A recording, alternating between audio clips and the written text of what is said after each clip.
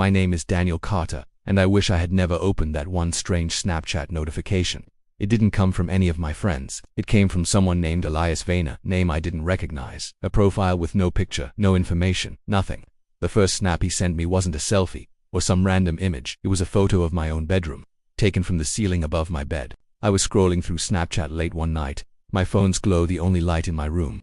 The house was silent, the kind of silence that pressed against your ears and made even the smallest noise feel deafening. Most of my friends had already gone to sleep, their streaks frozen in time. But my feed kept updating, snaps appearing one after another like tiny, glowing invitations into someone else's life. I had been scrolling for hours, mostly just killing time, when I noticed a snap from someone I didn't know. There was no name, no bitmoji, no caption, just a blurred gray silhouette staring straight at the camera. I hesitated. Usually, random strangers didn't just show up on your feed. Curiosity got the better of me, and I tapped the screen. The image filled my phone. It was my room, or at least, it looked like my room. The angle was strange. Almost like the picture had been taken from the ceiling, peering down. My desk was visible, my chair slightly pushed back, and my phone, ironically, was lying on the bed, just where I had left it. I froze. My heart began to hammer against my ribs, a relentless drumbeat echoing through the silent room. I stood up and scanned every corner, every window, every door, but there was nothing. Everything was exactly as it should be, but the snap told a different story. Someone or something had been watching me. I tried to laugh it off, telling myself it was some kind of glitch, maybe an app error. I even sent a message to a few friends, asking if they had seen anything strange, but none of them replied. That in itself felt strange. I had expected someone, anyone, to answer. Then another snap arrived. Seconds later, from the same stranger. I opened it with trembling fingers, and my blood ran cold. The photo was a close-up of my face, not a picture I had taken, not a reflection from a mirror. It was me, sleeping. I hadn't shared any photos recently. No one had access to my phone, and no one was supposed to be in my house. I checked my locks again, double-checked the windows, even looked behind the curtains as if expecting to find a hidden intruder. There was nothing. Everything was normal. But the snap told a story my eyes couldn't ignore. My face, peaceful in sleep, stared back at me from the screen. And then I realized something even worse. My eyes in the photo were open. I shook my head violently, trying to convince myself it was a trick of the phone's camera, a glitch, anything but reality. But I hadn't opened my eyes, not even once. And yet, the figure in the photo stared at me as though aware of my scrutiny, as though it was alive. My hand shook as I set the phone down, the weight of fear pressing against my chest. I couldn't breathe properly. Every muscle in my body was tense, waiting for some sound, some movement that never came. Then, I noticed a subtle change in the snap. The shadow in the corner of my room shifted. It was slight, barely noticeable, but it was enough to make me step back. My eyes darted to the corner. Nothing, absolute darkness. No furniture, no figure, no sound. My rational mind screamed at me to stop imagining things, but every nerve in my body refused to obey. I picked up my phone again. The image on the screen remained. The shadow was closer now, and then I saw it, two small black eyes staring from the darkness. They weren't mine. I dropped the phone. It hit the carpet with a dull thud and I stumbled backward. My room felt smaller, the air thick, heavy, almost suffocating. My thoughts raced. Someone was in my house. Someone was watching me. But when I finally gathered enough courage to look around again, the room was empty. The air was still. Everything looked normal. Yet, the terror that had settled in my chest refused to leave. And then, as if mocking me, my phone lit up again. A new snap. I didn't want to see it, but my eyes were drawn to the screen, unable to look away. The new image was me, sitting at the edge of my bed, staring directly at my own phone. My heart sank. I wasn't sitting there. I hadn't moved, but there I was. And behind me, in the shadows, the silhouette of someone knows something was crouched, watching. Its features were obscured, hidden in darkness, but I could feel its gaze, cold and unrelenting, piercing through me.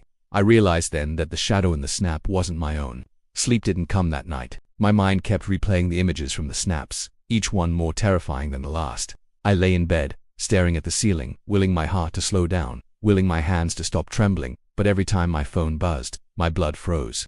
At first, I tried to ignore it, telling myself it was just my imagination, that maybe I was reading too much into a glitch, but the snaps kept coming, and they weren't random anymore. Each one seemed deliberate, calculated, like someone or something was learning me, learning my habits, learning how I reacted. The next snap appeared when I wasn't even using my phone. I had left it face down on my desk, thinking that without me interacting with it, it couldn't reach me. But the screen lit up anyway. My stomach turned as I picked it up, expecting another blurred silhouette or some weird angle of my room. Instead, it was a street I didn't recognize. Fog hung low over cracked pavement, streetlights flickering as if struggling to stay on. Shadows moved just beyond the light, shifting and writhing unnaturally. I zoomed in, heart hammering, but the shapes never became clear. Then I realized the worst part. I could feel eyes on me, like the shadows were watching me even through the photo. I tried to snap back, sending a picture of my room to the unknown sender, hoping for some sort of reaction or proof that this was a game, a prank, but the camera refused to open. Every time I tried, the screen would freeze on a black void. Then a message would appear, "I see you." My hands shook violently, sweat pouring down my face. I dropped the phone again, the thud echoing in the still room. I wanted to scream, but my voice felt trapped in my throat. I left my room, pacing the hallways of the house, hoping to shake the feeling, hoping to find someone, anyone, in the empty rooms. The house was silent, too silent, and every creak of the floorboards made me jump. I checked the doors locked, windows locked, nothing, and yet, the feeling of being watched didn't go away. My own shadow seemed to stretch too long, bending in impossible angles, like it had a mind of its own. When I finally returned to my room, I forced myself to glance at the phone. A new snap had arrived. My blood ran cold as I opened it. My bedroom was in the picture, but this time there was someone or something crouched in the corner. Its form was twisted, almost human, but wrong in ways I couldn't describe. The head was tilted at an impossible angle, and when I zoomed in, I froze. Its face was mine. My features, my eyes, my twisted smile. I stumbled backward, my hand fumbling over the desk, knocking over a lamp. The shadow didn't move in real life, but on the screen, it seemed to breathe. Every rational thought fled. I tried to convince myself it was a trick, some sophisticated deepfake or glitch, but nothing explained the feeling crawling up my spine, the icy fingers of fear gripping me tight. I couldn't think clearly. I couldn't sleep. I couldn't breathe. And then I noticed something even worse. Each snap now had a timestamp showing moments I hadn't lived yet. One showed me standing in the hallway, staring at the camera, frozen in fear 5 minutes before I even opened the snap. I threw the phone across the room. It landed face down, screen cracking slightly, but the next snap appeared immediately. The image showed the cracked screen itself, reflected in the corner of a mirror. And in that mirror, I saw a figure standing behind me. I spun around. Nothing, no one, just the empty room, the walls lined with familiar posters and my messy bed. My chest heaved, tears stinging my eyes as I sank to the floor. The worst part was realizing that the figure wasn't just mimicking MIT, was replacing me. I could see it moving in ways I hadn't moved, smiling in ways I hadn't smiled. Every snap, every shadow, every distorted reflection made it clear. Whatever this was, it wasn't just watching anymore. It was learning, becoming, waiting. And the more I tried to escape, the closer it seemed to get. I spent the rest of the night on the floor, too terrified to move, too scared to even breathe. My phone lay cracked on the desk, but I knew it was still watching. And somewhere, deep in my mind, I understood the chilling truth. It didn't need me to touch the phone anymore. It had found a way inside. I couldn't stay away from the phone, no matter how much I wanted to. Every time I tried to ignore it, every time I forced myself to look away, I felt an invisible pull dragging me back. It was like the device wasn't just an object anymore. It was alive, pulsing with something that had attached itself to me. By morning I was shaking from exhaustion, but I couldn't close my eyes. I was terrified of what new images might show up if I slept. The snaps became different that day. They weren't still images anymore. They moved, subtly at first, curtains swaying when mine didn't, shadows sliding along the floor when my room was completely still. I kept telling myself it was just bad video compression or some sort of glitch, but the movements grew clearer with each snap. One showed the floorboards creaking as if under invisible footsteps. Another showed a hand brushing along the wall, long and pale, the fingers twitching unnaturally. Then came the one that nearly made me drop the phone entirely, a figure, slowly lifting its head to stare directly into the camera. Its face hidden in shadow, but its posture eerily familiar. I couldn't breathe, my heart pounded in my ears, and sweat slid down my spine like icy fingers. I felt like the figure wasn't inside the photo but rather just beyond the screen, crouched in my room, waiting for me to notice. I covered the phone with my hands, as if that would stop it from seeing me, but the heat of the device burned against my palms. I threw it onto the bed and stumbled back, pressing myself against the wall like a trapped animal. That's when I noticed something else changes in myself. Subtle at first. My reflection in the mirror didn't quite look like me anymore. My eyes seemed duller, the whites darker, as though something else had been staring out of them. My skin looked pale, stretched too tight, and sometimes, when I blinked, I thought I saw another face flicker over mine for the briefest second. At first I thought it was just the lack of sleep, hallucinations brought on by fear and exhaustion. But then I heard it. Late that night, as I sat curled in the corner of my bed, I heard the faint, unmistakable sound of a camera shutter clicking. Not once, but several times. The sharp, mechanical sound filled the room. Even though my phone lay dark and motionless on the desk, my stomach dropped. The sound wasn't coming from the phone, it was coming from somewhere inside the room. I leaped up and checked every inch of the place, tearing through drawers, pulling back curtains, even checking under the bed like a frightened child. Nothing. The room was empty. but the snaps told a different story. The next one I opened showed me standing in the corner, my posture hunched, my eyes vacant, as if I were a puppet waiting for strings to be pulled. I hadn't moved. I was still on the bed when that picture was supposedly taken. I started crying then, silently, unable to stop the tears from slipping down my cheeks. I wanted to leave, to run outside and never come back, but I felt chained to the house. The moment I stepped near the door, my phone would vibrate again, pulling me back like a leash. And each time, the snaps grew stranger. They weren't just capturing the present anymore. They showed things I didn't remember doing, places I'd never been. Me standing in fog-covered streets.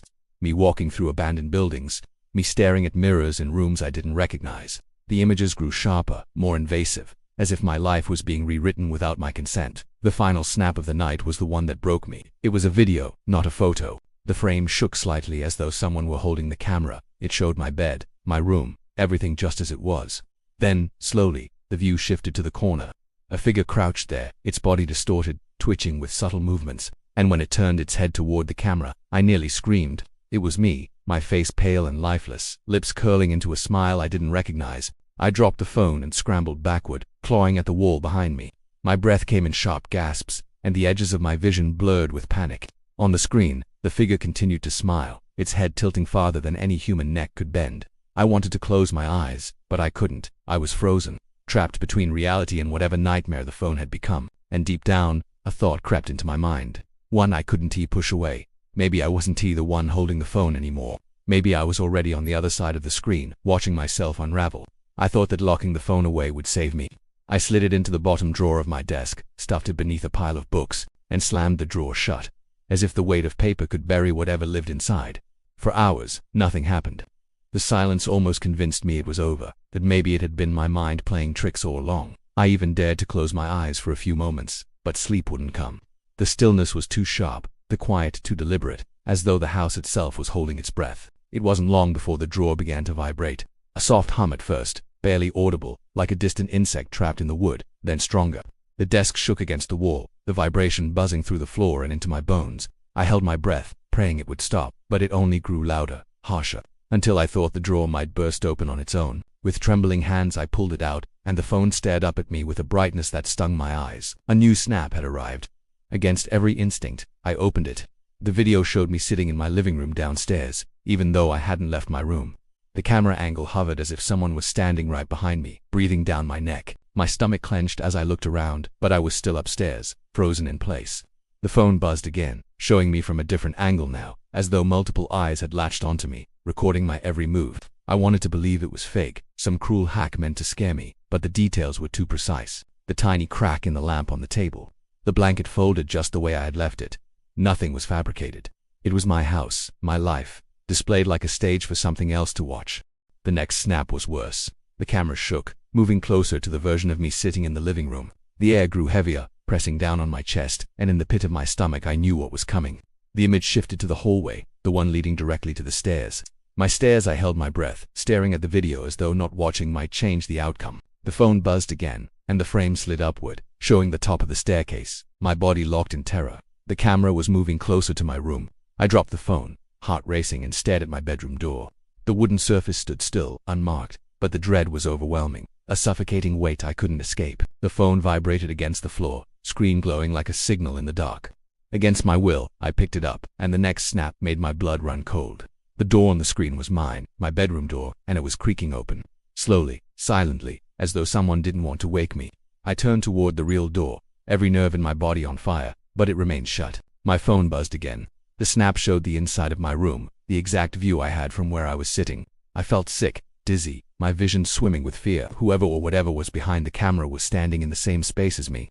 In the corner of the frame, barely visible in the shadows, was a figure. Its posture was wrong, too stiff, too deliberate.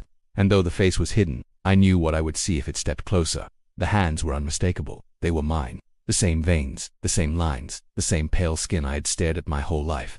I held up my own hands in the dim light, trembling as though they belonged to someone else. The figure on the screen lifted its hands too, mimicking me perfectly, but with a delay, like a puppet slow to follow the strings. The phone buzzed one final time. A new snap appeared, and I didn't want to open it.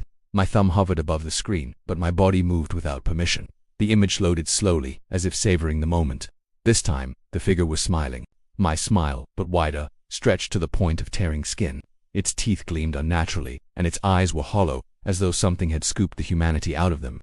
I dropped the phone and backed into the farthest corner of my room, knees pulled tight against my chest. The device lay glowing on the floor, the frozen smile burning into me even without my eyes on it. I wanted to scream, to cry, to run, but all I could do was stare at my own trembling hands and wonder how much longer they would belong to me. I couldn't take it anymore. The phone had to be destroyed. It wasn't enough to hide it, not enough to throw it in a drawer or smash it against the floor. I needed to end it completely. My chest was tight with panic as I picked it up, holding the glowing device in my trembling hands. The cracked screen reflected my face, though something about the reflection felt wrong. My eyes seemed darker, my mouth slightly curved, as if the reflection knew something I didn't. I turned away quickly, refusing to stare at it any longer. I ran to the garage, grabbed a hammer, and brought it down on the screen again and again.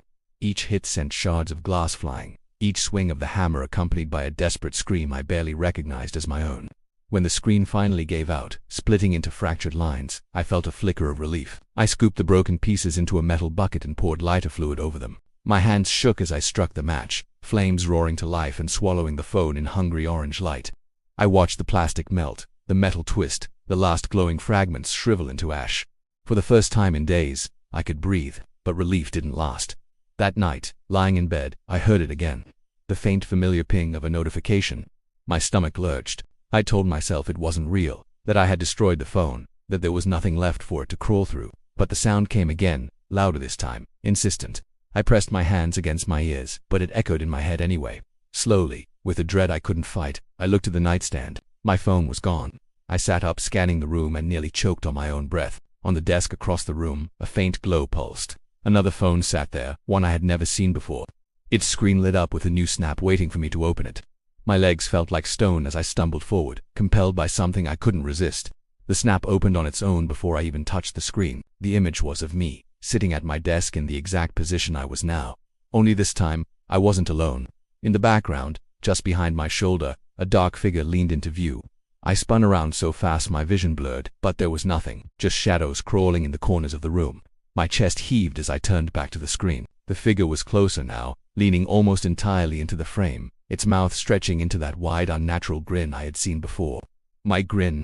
Another snap appeared instantly, no time in between. It showed me again, but this time I was asleep in bed, my chest rising and falling peacefully, even though I was still wide awake and standing at the desk. The figure crouched at the foot of the bed, hands pressed against the mattress, staring down at me with hollow eyes. I staggered back, my mind unraveling, unable to separate what was real from what was being shown to me. More snaps came in quick succession, each one worse than the last.